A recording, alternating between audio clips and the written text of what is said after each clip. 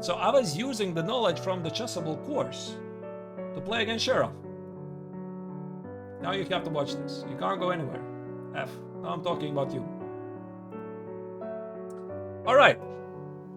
So, the game against Shirov. The backstory. I have never won him. So that you know, I have never beat him in any time control previous game. He is a very hard player. Very difficult to beat. I had several chances to win. Never. I mean, he always finds some resources where he hypnotizes or incredible defense. I don't know, I just can't beat. I have lost against Sheriff many, many times. So that's the backstory, right? And again, now I'm playing again. I'm playing the black. I think I played against him with black like 10 games in a row, including the previous Grand Swiss in Riga. I lost in a classical game. Now, can I finally strike back?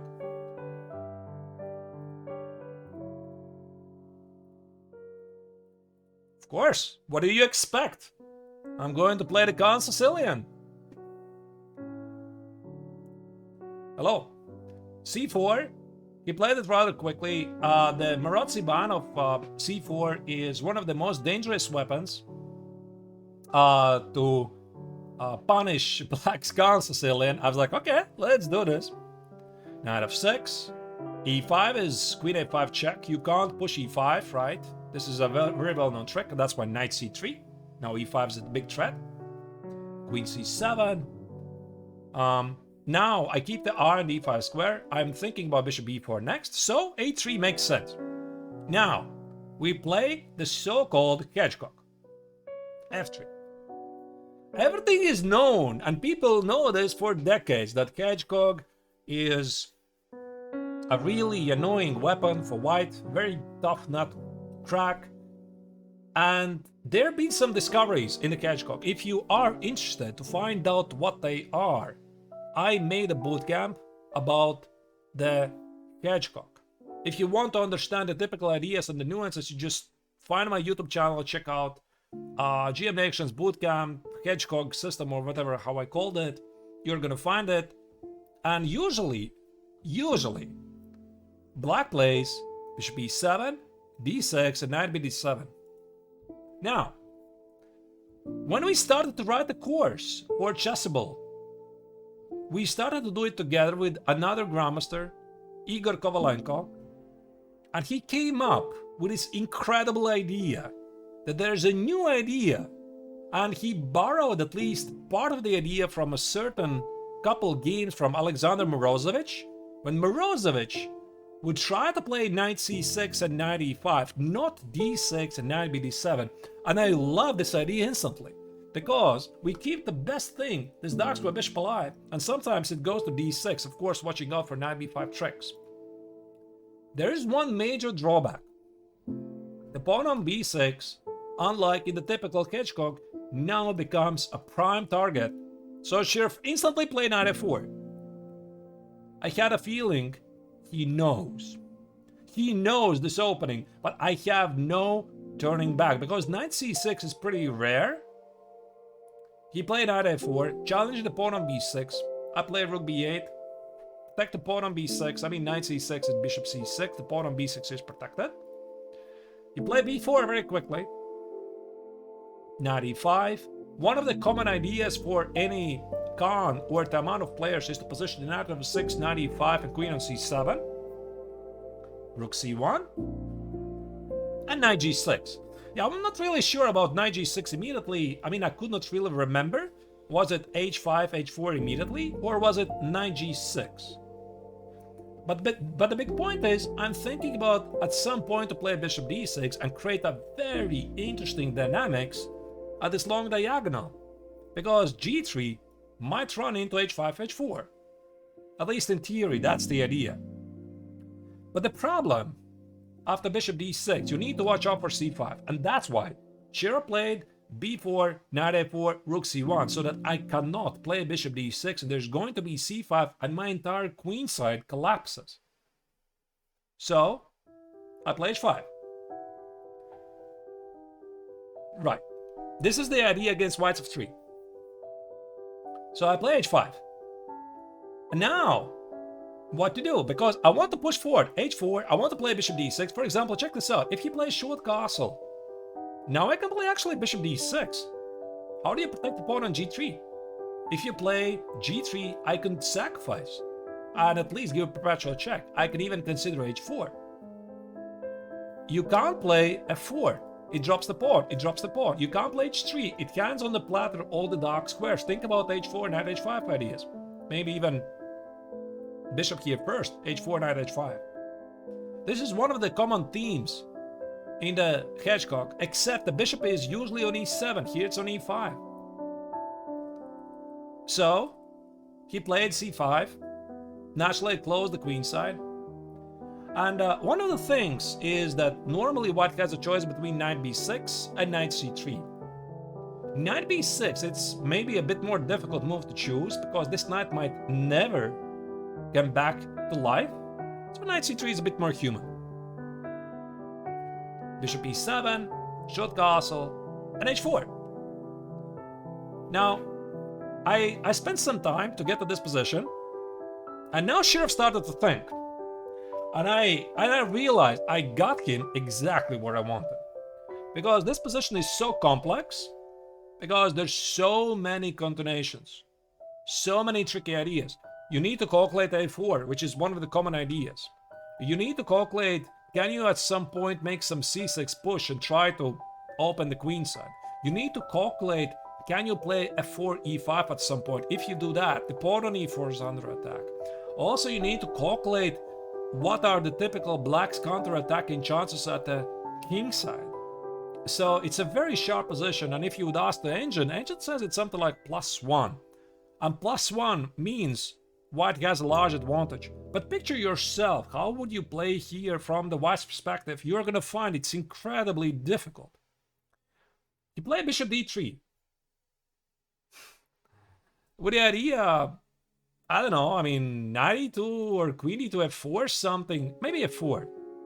I have no idea.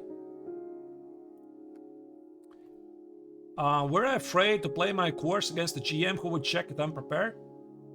I felt I'm obliged to play this line, especially against Shirov. There's no better player to play it against as one of the most sharpest players in the circuit. I mean, I had no even second doubts, really. No second thoughts. I just got to play it. I'm never going to play something peaceful. So, I played knight h5. And about here, I had a feeling he started to become a bit nervous. Because he couldn't properly figure out where to position his pieces. I'm stopping at a4. I'm threatening h3, knight g3. For example, let's say he does something like, let me just make some random move. This is a threat. This is a threat. Queen g2 mate.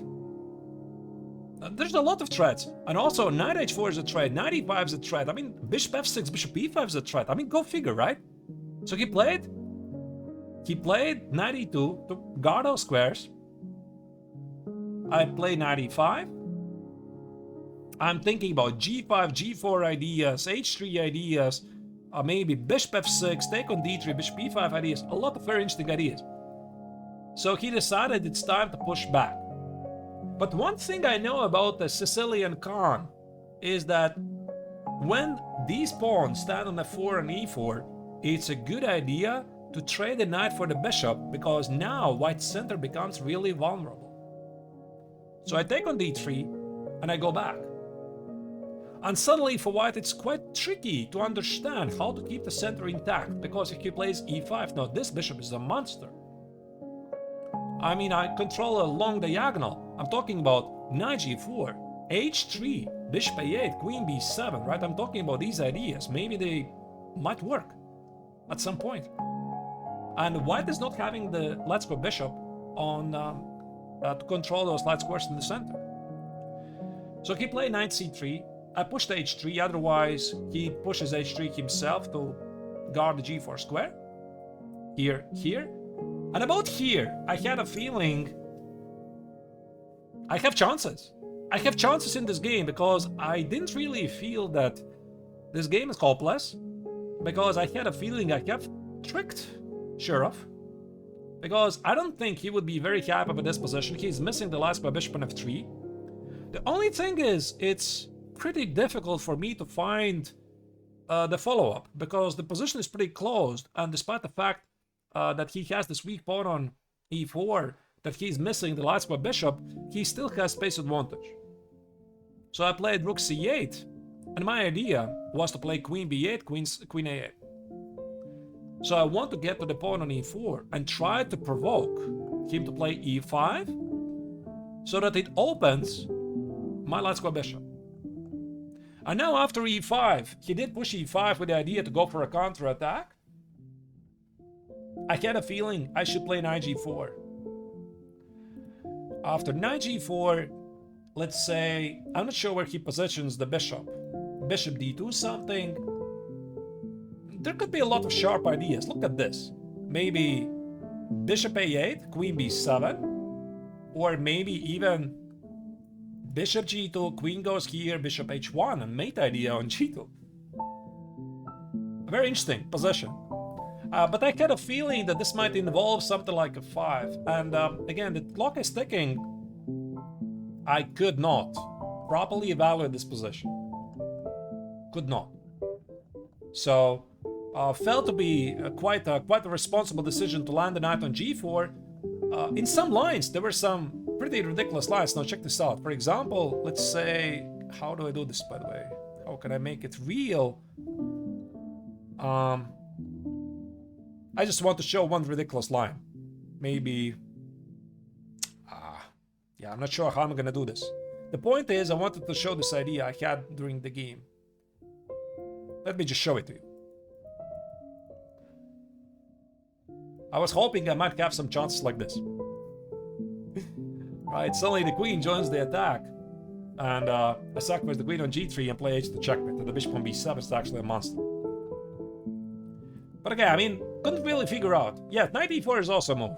Definitely. Knight e4, and I thought knight e6 is a move. I thought I can play bishop d5, queen b7. Very difficult choice. So I played knight e5, which was not a very good move. And I think he should have played knight e4, centralized his knights. Tried on knight e6, tried on f5, tried on c6, and what is better? I don't argue, right? I think knight e5 was a slight mistake. But he saw something else, and this is where I suddenly got a feeling I can beat him. He played c6, which is a very nice concept. The point is, if I take on e3 or c3, he has intermezzo move on b7. That's his idea. If I take with the bishop, he simply ruins my pawn structure and plays knight f5 and dominates me in the center. Or the same is if I take with a pawn. He takes on d5, takes it, and again he dominates all the dark squares. And the king side is weak. Very nice idea. But there's one problem. He miscalculated. And after knight e3 or knight c3, I realized I have a mate threat on g2. Look at this. So after knight e3 or knight c3, he can't really take it. There is a mate, and he missed that. He missed that. And now I'm sitting here. I saw that very quickly. But the big question is, the clock is ticking. Which piece to take? The knight or the bishop? The knight or the bishop? The knight or the bishop? I can't understand. Because there's obviously drawbacks for both moves. In the end, I decided to kill the knight. Because I was hoping that the knight is a stronger piece, because it might jump to e4, and the bishop on e3 is more predictable. So I take on c3, and he can't again take on b7. In case, dear viewers, you didn't understand the point, this is a mate threat. He can't take the knight. Yeah, he missed it. He missed it. I mean, this is still a rapid game. He took with the rook. Now again, a big choice. Take with the pawn, take with the bishop. Taking with the bishop felt more secure, because I need to watch out for f5. Here, queen b7. And now he made a big mistake. So, one thing about Shirov. He's a tactical genius, right? He plays very sharp chess. He could not resist. He could not resist playing f5. I mean, especially since we're approaching time trouble, And it seems that there's a very strong attack. Like f5, take on e6. I mean, I'm talking about takes, queen g6 ideas. I'm talking about f6 ideas. This makes a lot of sense. But what he should have done is simply try to win the pawn. Takes, or maybe take the rook, I don't know, and queen e4. And after, I guess, something like a short castle, I'm suffering, I guess. Rook c6, and although there's a pin, by the way, he can't take it. The queen is under attack. I mean, maybe more precisely, it will be to play queen c2, and after the short castle, take on c6 and take with the rook. So, don't know. Probably I still have decent chances, right? And his king is pretty weak. He can't play rook c7. There's gonna be queen f3, and obviously he was calculating all of these things. And in the end, he did play f5. He probably trusted his attacking skills, that there's going to be something. And now I was very proud to find the next move, which is maybe actually not so difficult. Just a short castle. So walking directly into attack. And as it turns out, there's no attack. Because now if he plays f6, I simply play bishop e4. And then I just collect this pawn. And the same, actually I think I could even take on f6. Take it, bishop h6, and the least I saw, I can always play f5. At least, I can play f5. I'm not gonna care for my rook. The king is weak, I have two bishops, he has weaknesses. I felt this is very good. But bishop e4 is always very strong.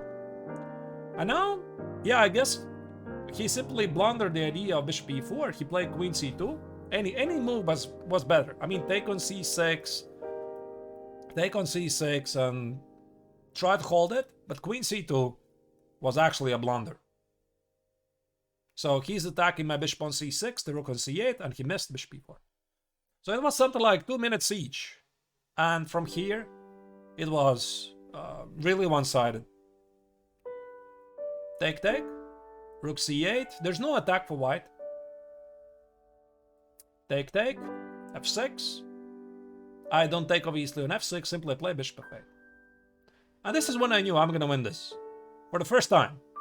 Because I have an extra pawn, I have the bishop on e4, and I just had to make sure I'm not gonna blunder any tricks. Did he forget there's no more check on c8? You mean here? Maybe, yeah, maybe he hallucinated, by the way, that this is a check. Yeah, maybe his idea was that this is a check on c8, right? And after the short castle, maybe in his mind he convinced himself this is a check, and there's no check, right? So bishop e4, the rook is under attack, but he can't do it because it's not a check. And queen f4, very nice. Queen c3, threatening with a mate, the bishop is not under attack. Check, here, and I was able to simplify the position rather quickly, and there's the second pawn. After a couple of moves, check, check, check. He resigned. Because I have queen c4 check, there's no bishop h6, there's no bishop d4, I have queen c4 check, I trade the queens, this pawn is the deciding fate of the game, or his entire queen side simply collapses. What about bishop h1? Where's bishop h1? You mean, where's bishop h1? I see no bishop h1. Here? No, I just want to simplify. I just want to simplify the position. Yeah. So this was the first ever victory I ever scored against Alexei Shirov. It felt really good. Right? Because I had several chances before. I've lost against him way too many times. Way too many times, and I didn't really expect that this is going to be the day when I'm finally going to do this. But of course, I mean, he made blunders, right? But that's part of chess. You are playing in a way, you're trying to complicate your opponent to make the right decisions to come difficult. And when he makes the blunders, this means you succeed, right? You succeed by complicating the game for your opponent so much that he is unable he's unable to find the best moves, right? Of course, now that I look at this and I go back to the sequence, Queen c2 is incredible blunder, right? It's just one move blunder, really. But then again, he's already worse here. He is worse, right? So this entire mistake actually counts with a 5. And to understand that f5 is not a good attack, which is in his playing style, but that he should actually go for the trades on c6 and try to aim for a positional game with a weak king on g1, you still need to understand this. And I was very happy with the position that I got after the opening, about here. I felt this is a major success, right? Because white is missing the last square bishop, and even if I have no way to crash through, I think there's definitely this line is living, is continuing to living on. So